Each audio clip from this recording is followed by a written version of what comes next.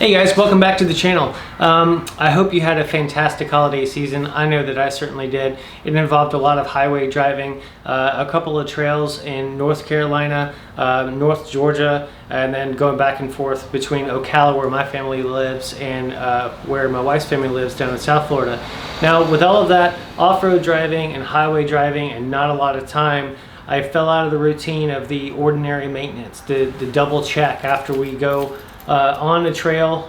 So before and after, usually I do kind of a rundown, and I did not do that this time. Kind of wish I had, but somewhere along the way I developed a small leak in my front differential. So today we're gonna fix that.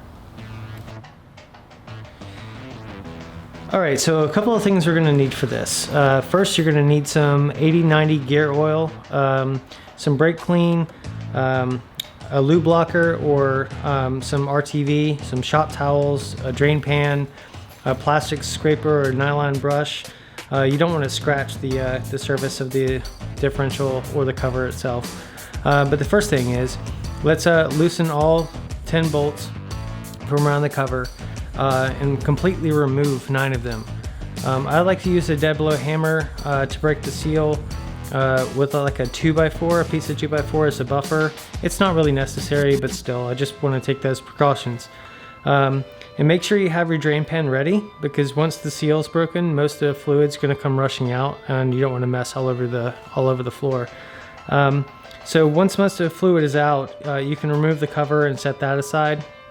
And now's a really good time to check your gears for any abnormal wear, and just a once over. Make sure you use some brake clean and clean it up a bit, so you can make sure to see those. So next we're gonna make sure that we clean up all of the old RTV off both the differential cover and the differential itself. Again, you can use a plastic scraper or a small light brush. I like to use a bit of brake clean on a shop towel after I take most of the RTV off, just to make sure that everything is clean and dry. So now that everything's off the differential cover itself, it's dry and it's clean, and as well as on the differential cover. Some people use lube blockers. I haven't really heard anything bad about them. I've heard good things, bad things. It's just kind of a mix. It's kind of all over the place. So typically I like to use Permatex, the right stuff. It's a black RTV silicone. It sets really quick, and you can almost immediately refill it with fresh fluid after you put everything back together. But when you're using this, be as steady as you can and keep a 1/8 to 1/4 inch bead all the way around the cover, even the bolt holes, and reinstall the cover as steady as you can to make sure you don't mess up that bead. And then you reinstall the bolts and tighten to spec. In my case, that's around 25 foot-pounds, and I use a crossing method. So once that's done, you can remove the fill plug on the front of the cover and refill it with fluid.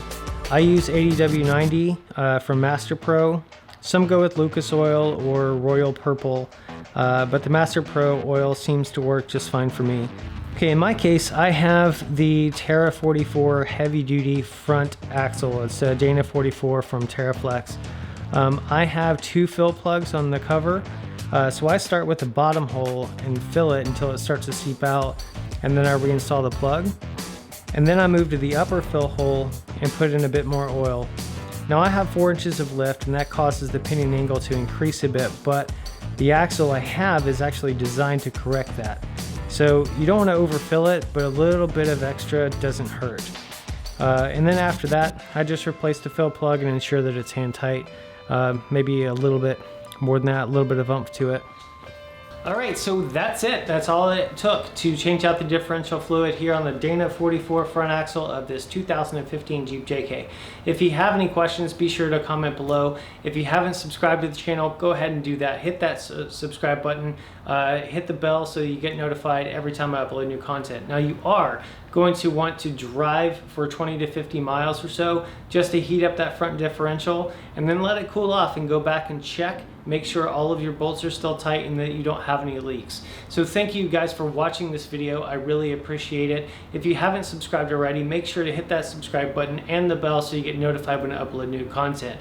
Now, Earlier in the video, I did mention about the holiday season in late December, going to North Georgia and camping on the Cholula River, and then heading up to Hurricane Creek and Max Patch in North Carolina with our good friend Jeep and Bubba. I didn't film much, to be honest with you, so go ahead and go over to Jeep and Bubba's channel. Check that video out. We had a really great time.